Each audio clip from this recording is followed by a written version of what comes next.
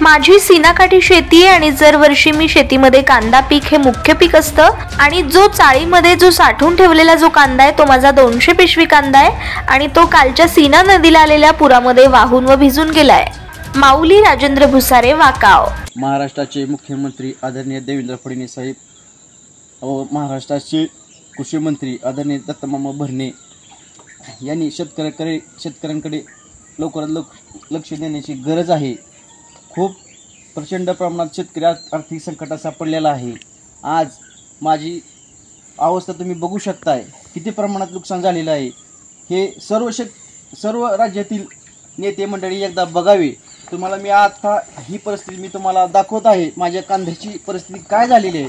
आज मी खूप मोठ्या प्रमाणात अडचणीत सापडलेला आहे, तरी माझा पूर्ण कांदा हा चाळीमध्ये भिजलेला आहे। हे तुम्ही बघू शकताय किती प्रमाणात माझे नुकसान झालेलं आहे। मी खूप मोठ्या आर्थिक अडचणीत मी सापडलेलो आहे, तरी लवकरात लवकर तुम्ही शेतकऱ्यांकडे बघण्याची गरज आहे।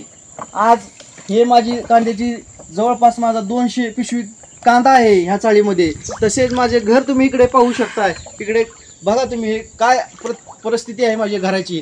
आज माझ्याकडे कुठलीही लवकरात लवकर आर्थिक मदत मला सरकारकडून मिळणे गरजेचे आहे, नाहीतर मला फाशी घेण्याशिवाय कुठलाही पर्याय हातामध्ये उरणार नाही। हेच माझं देवेंद्र फडणवीस असतील, राज्यातील अनेक सर्व राजकीय नेत्यांना माझं आव्हान आहे।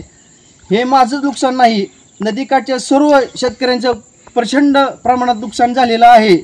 तात्काळ नुकसान भरपाई शेतकऱ्यांच्या खात्यावरती लवकरात लवकर जमा करण्याची गरज आहे। मुख्यमंत्री फडणवीस साहेब, माझी तुम्हाला हात जोडून विनंती आहे।